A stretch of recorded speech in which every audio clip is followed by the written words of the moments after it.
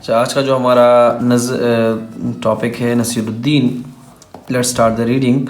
Every year Nasreddin day is celebrated in Turkey with great pomp and show. हर साल Nasreddin का दिन तुर्की में बड़े शान व शौकत से मनाया जाता है। पॉम्प एंड शो का मतलब होता है शान व शौकत से मनाना।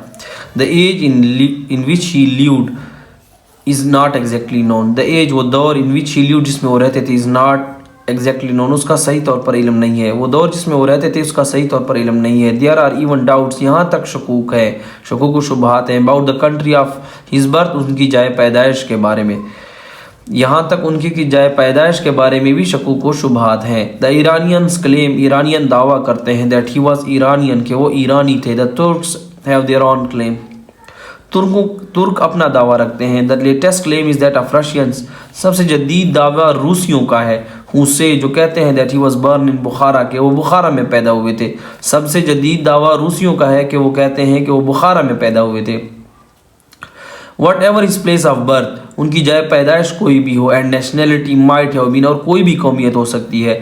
द फैक्ट रिमेन्स, हकीकत यह है, that his anecdotes are famous all over the world, कि उनकी हकायतें पूरी दुनिया में मशहूर है। लेकिन यहाँ पे एंसीडोट्स का मानी करेंगे लतीफ़े, कि उनकी लतीफ़े पूरी दुनिया में मशहूर हैं।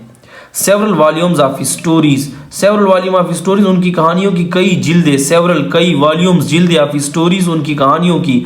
अबाउट नसीरुद्दीन, नसीरुद्दीन के बारे में, नसीरुद्दीन के बारे में उनकी कहानियों की कई जिल्दे हैं बीन पब्लिश, शाया की जा चुकी हैं। इन इंग्लैंड, इंग्लैंड में उनकी कहानियों की कई जिल्दे इंग्लैंड में, बरतानिया में शाया की जा चुकी हैं। A translation of stories relating to the funny situations, उनकी कहानियों का तर्जमा मज़ाहिया हालात के बारे में। ऑफ हिज लाइफ, उनकी ज़िंदगी के, has been published in Chinese, Chinese ज़बान में भी शाया की जा चुकी हैं। उनकी कहानियों, उनके मज़ाहिया ज़िंदगी के हालात के बारे में उनके कहानियों का तर्जमा चाइनीज़ ज़बान में भी शाया हो चुका है। इन रशिया, रूस में, a novel has been published about the life of Nasreddin, Nasreddin की ज़िंदगी के बारे में एक नावल शाया किया जा चुका है। पब्लिश्ड का मानी होता है शाया करना।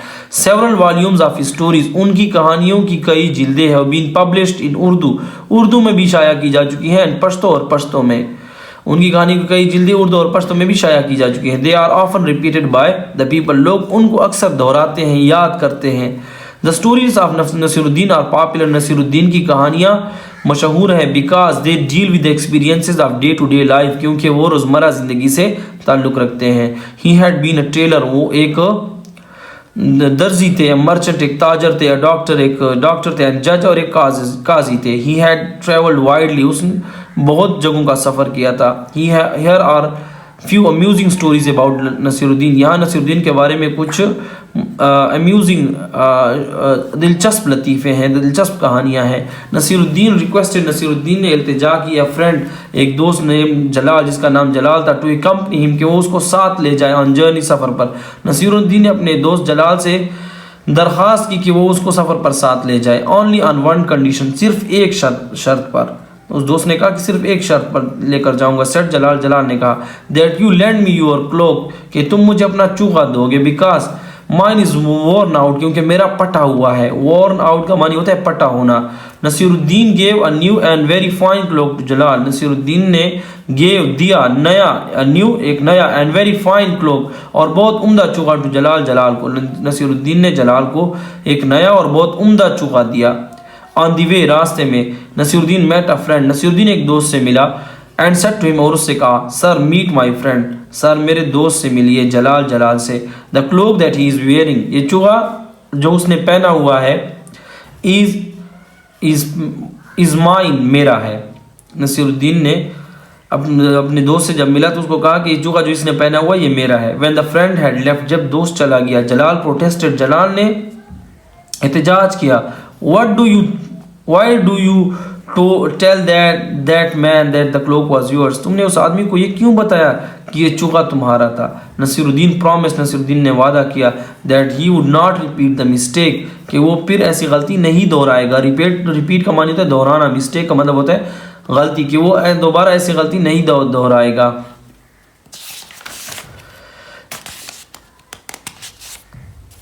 As they proceeded further, जैसे ही वो आगे बढ़े, and visited another friend at his house, और एक और दूसरे उसके घर पर मिले। नसीरुद्दीन इंट्रोड्यूस्ड हिज फ्रेंड दस, नसीरुद्दीन ने इस तरह अपने दोस्त का तारुफ करवाया, इंट्रोड्यूस करवाया, तारुफ करवाया। हियर इज जलाल, ये जलाल है, an old friend of mine, मेरा एक पुराना दोस्त। The cloak that he is wearing is his own, ये चुगा जो उसने पहना है, the cloak that he is wearing, ये चुगा जो उसने पहना है, इज हिज ओन, ये उसका अपना है। जलाल बिकेम फ्यूरियस, जलाल बहुत ज़्यादा गुस्सा हो गया, तैश में आ गया। एंड वार्न, और ख़बरदार किया नसीरुद्दीन को। जलाल बहुत ज़्यादा गुस्सा हुआ और नसीरुद्दीन ख़बरदार किया, not to speak a word about the cloak, कि इस चूहे के बारे में एक लफ्ज़ ना कहना। When they visited another of Nasiruddin friends, जब वो नसीरुद्दीन के एक और दोस्त के पास गए, ही इंट्रोड्यूस्ड हिज फ्रेंड, उसने अपने दोस्त का तारुफ करवाया। मीट माई फ्रेंड, मेरे दोस्त से मिलिए। That the cloak he is wearing, कि ये चूहा जो उसने पहना हुआ है, oh I am not suppose to say a word about it, oh मैंने तो इसके बारे में एक लफ्ज़ नहीं कहना है। ओ ये एक्सक्लेमेशन मार्क लगा हुआ है, ठीक है, यानी वो सडन इमोशन की वजह से आपके मुंह से जो अल्फाज निकलते हैं, तो ये है oh. A farmer brought a letter to Nasreddin and requested him to read it, एक किसान नसीरुद्दीन के पास खत लाया और उससे दरख्वास्त की कि ये उसके लिए पढ़े, टू रीड इट, उसके लिए पढ़े, रिक्वेस्ट दरख्वास्त की। ब्रॉट का मतलब होता है लाना। एक किसान नसीरुद्दीन के पास खत लाया और उससे दरख्वास्त की कि वो इसके लिए पढ़े। Nasiruddin wanted to be excuse, Nasiruddin क्या करना चाहता था, माफ़ी मतलब एक्सक्यूज करना चाहता था, बहाना करना चाहता था। Seeing that he could not do so, कि वो ऐसा नहीं कर सकता था, बिकॉज ही वॉज इलिटरेट, क्योंकि वो अनपढ़ था। द फार्मर सेड, किसान ने कहा, you are wearing such a big turban, तुमने इतनी बड़ी पगड़ी पहनी हुई है। वेयरिंग का मतलब होता है पहनना, बिग का मतलब होता है बड़ी, टर्बन का मतलब होता है पगड़ी। And still can not read a letter, और अभी तक तुम एक खत नहीं पढ़ सकते। वो जो दूसरा बंदा था नसीरुद्दीन को कह रहा है कि तुमने इतनी बड़ी पगड़ी पहनी हुई और तुम एक खत नहीं पढ़ सकते। Nasiruddin placed his turban on the head of the farmer, Nasiruddin ने अपनी पगड़ी, हिज टर्बन अपनी पगड़ी, प्लेस रखी on the head of the farmer किसान के सर पर। एंड सेड, और कहा, now you have the turban, अब पगड़ी तुम्हारे पास है। On your head read the letter, अब तुम खत को पढ़ो, रीड द लेटर, खत को पढ़ो। Nasiruddin had two daughters, Nasiruddin की दो बेटियां थी। One was married to a farmer, एक की शादी किसान से हुई थी। The other to a brick maker, और एक की एक ईंट बनाने वाले के साथ हुई थी। वन डे, यानी ईंट बनाने का मतलब है कि वो भट्टे पे मजदूरी करता था। One day both of them came to see him, एक दिन दोनों उनको देखने के लिए आए। द फार्मर्स वाइफ सेड, किसान की बीवी ने कहा, my husband has just sown a crop of wheat, मेरे शोहर ने बिल्कुल अभी, हैज़ जस्ट बिल्कुल अभी, सोन बोई है, अ क्रॉप ऑफ व्हीट गंदम की फसल, मेरे शोहर ने बिल्कुल अभी गंदम की फसल बोई है। He will if it rains, अगर बारिश होती है, he will buy me an ornament, तो वो मेरे लिए जेवर खरीदेगा। ऑर्नामेंट हीरो जवाहरात, जेवरात, तो वो मेरे लिए जेवरात खरीदेगा। द अदर सेड, दूसरे ने कहा, यानी दूसरी बेटी ने कहा, I hope it does not, मैं चाहती हूँ कि ऐसा ना हो। माई husband has just made a large number of BRICS, मेरे शौहर ने बहुत ज़्यादा तादाद में ईंटें बनाई हैं। मेड बनाई है लार्ज नंबर, बड़ी तादाद में, ब्रिक्स ईंटें, which are ready for baking, जो कि पकने के लिए तैयार हैं। बेक का मतलब होता है पकना, जो कि पकने के लिए तैयार है। If it does not rain, अगर बारिश नहीं होती है, he will buy me an ornament, तो वो मेरे लिए जेवरात खरीदेगा। एक ने कहा कि अगर होती है तो खरीदेगा, इसने कहा अगर नहीं होती तो खरीदेगा। नसीरुद्दीन सेड, नसीरुद्दीन ने कहा, I can pray for either of you, मैं तुम दोनों में से किसी एक के लिए दुआ कर सकता हूँ। बट आई डोंट नो, लेकिन मैं नहीं जानता, for which one I should pray, कि मुझे किसके लिए दुआ करनी चाहिए। Once thieves enter Nasreddin house, एक दफ़ा चोर नसीरुद्दीन के घर में दाखिल हुए। He hid himself in a cupboard, उसने अपने आप को अलमारी में छुपाया। The thieves after ransacking the house, thieves कहते हैं चोरों को। After ransacking the house, ransack का मतलब होता है लूटना। घर को लूटने के बाद चोरों ने रीच द कपबोर्ड, अलमारी के पास पहुंचे, एंड ओपन इट, और उसको खोला। They asked him why he was hiding himself here, उन्होंने उनसे पूछा कि उसने अपने आप को यहाँ क्यों छुपाया हुआ था। नसीरुद्दीन आंसर्ड, नसीरुद्दीन ने जवाब दिया, बिकॉज ऑफ द शेम, शर्म की वजह से। शेम का मतलब होता है शर्म। Because there is nothing worthy of you in my house, क्योंकि मेरे घर में तुम्हारे काबिल कोई चीज़ नहीं है। वन डे, एक दिन, Nasiruddin was riding his horse, Nasiruddin अपने घोड़े पर सवारी कर रहा था। द हॉर्स टुक फ्राइट, घोड़ा डर गया and started to gallop. Gallop का मतलब होता है सरबट दौड़ना। वो जो घोड़ा जब डर जाए और एकदम इधर उधर भागना शुरू कर दे उसको बोलते हैं गैलप, सरपट दौड़ना। घोड़ा डर गया और सरपट दौड़ना शुरू कर दिया। अ पर्सन आस्क्ड नसीरुद्दीन, एक शख्स ने नसीरुद्दीन से पूछा, where was he going so fast, वो इतनी तेजी से कहाँ जा रहा था। डू नॉट आस्क मी, मुझसे ना पूछो, नसीरुद्दीन कह रहा है। आस्क माई हॉर्स, मेरे घोड़े से पूछो। ही रिप्लाइड, उसने जवाब दिया। Once Nasiruddin was very angry with his wife, एक दफ़ा नसीरुद्दीन नसीरुद्दीन अपनी बीवी से बहुत ज़्यादा नाराज़ थे। His wife asked him to go out and walk on the road. His wife asked him, उसकी बीवी ने उससे कहा टू गो आउट, कि तुम बाहर जाओ, and walk on the road, और रोड पर चलो।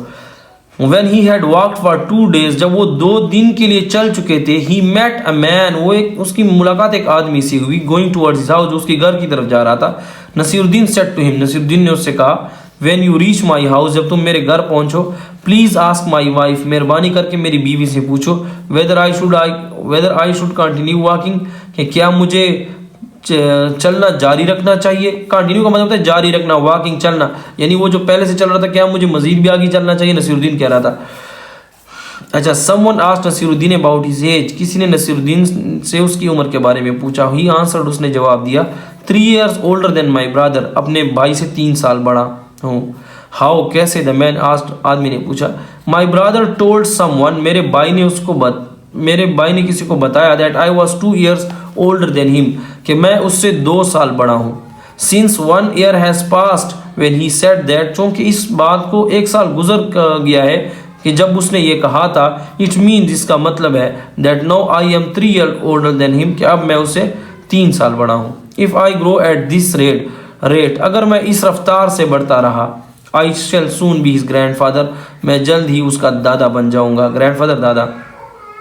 Naseeruddin went to see a rich man, Naseeruddin एक अमीर आदमी के पास गए। गिव मी सम मनी, मुझे कुछ रकम दे दो। ही रिक्वेस्टेड, उसने इल्तिजा की।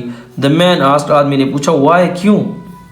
नसीरुद्दीन ने कहा, I want to buy an elephant, क्योंकि मैं एक हाथी खरीदना चाहता हूँ। If you have no money, अगर तुम्हारे पास कोई रकम नहीं है, you can't afford to keep an elephant, तुम एक हाथी रखना बर्दाश्त नहीं कर सकते। रिप्लाइड द रिच मैन, अमीर आदमी ने जवाब दिया। आई केम हेयर, मैं यहाँ आया हूँ। सेड नसीरुद्दीन ने कहा, टू गेट मनी, रकम लेने के लिए, नॉट एडवाइस, ना कि नसीहत के लिए। नसीरुद्दीन ने कहा कि मैं पैसे लेने के लिए आया हूँ, यहाँ नसीहत के लिए नहीं आया। Nasiruddin climbed into someone's kitchen garden, Nasiruddin किसी के सब्जियों वाले बाग में घुस गया। क्लाइम, चढ़ना, दाखिल हुआ। किचन गार्डन का मतलब होता है सब्जियों का बाग, यानी किचन से जो रिलेटेड गार्डन हो। तो किसी के सब्जी वाले बाग में दाखिल हुआ। And started filling a sack, और अपने बोरे को भरना शुरू कर दिया। सैक का मतलब होता है बोरा, जिसमें आप कोई चीज़ें डालते हो। स्टार्टेड, शुरू किया, फिलिंग, भरना, विद एवरीथिंग, हर उस चीज़ से, दैट ही कुड ले हिज हैंड्स ऑन, हर उस चीज़ पर जिस पर वो हाथ डाल सकता था। द गार्डनर सा हिम, बागबान ने उसको देख लिया, माली ने उसको देख लिया। एंड केम रनिंग, और दौड़ते हुए आया। What are you doing here, तुम यहाँ क्या कर रहे हो। ही आस्क्ड, उसने पूछा।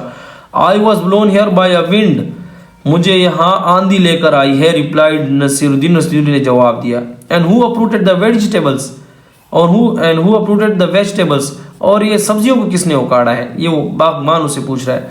आस्क्ड द गार्डनर, बागबान ने पूछा या माली ने पूछा। I caught hold of them to stop myself being swept along. I caught hold of them, मैंने इनको पकड़ा हुआ था। To stop myself being swept along, कि मैं इनके साथ उड़ ना जाऊं, यानी वो हवा चल रही थी, उसने कहा मुझे हवा यहाँ पर लेकर आई है, तो मैंने इनको पकड़ा हुआ था ताकि मैं हवा के साथ उड़ ना जाऊं। And how comes that there are vegetables in the sack, और तुम्हारे बोरे में ये सब्जियां कैसे आ गई।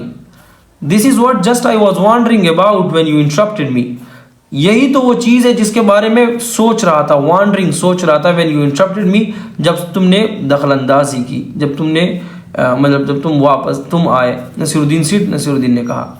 अ neighbour called on Nasiruddin and said, एक पड़ोसी ने नसीरुद्दीन को बुलाया और कहा, I want to borrow your donkey, मैं तुम्हारा गधा उधार लेना चाहता हूँ। आई एम सॉरी, नसीरुद्दीन ने कहा, आई एम सॉरी, मैं माजरत करना चाहता हूँ, but I have already lent it out, वो मैंने पहले ही से दे दिया है। As soon as he had spoken, जैसे ही उसने ये बोला, द डंकी ब्रेड, गधा इन हिनाया, गधे की जो आवाज होती है ना उसको बोलते हैं ब्रेड, गधा इन हिनाया। The sound came from Nasreddin stable, आवाज नसीरुद्दीन के अस्तबल से आ रही थी, आई। बट नसीरुद्दीन, लेकिन Nasiruddin, I can hear the donkey in there, कि लेकिन मैं वहाँ पे गधे को सुन सकता हूँ। आई कैन हियर, मैं सुन सकता हूँ, द डंकी इन देयर, गधे को वहाँ पर, मैं गधे को वहाँ पर सुन सकता हूँ। वो आदमी नसीरुद्दीन को कह रहा है कि मैं तो गधे को सुन सकता हूँ। द मैन सेड, आदमी ने कहा, as he shut the door in the man's face, उसने आदमी के सामने दरवाज़ा बंद कर दिया।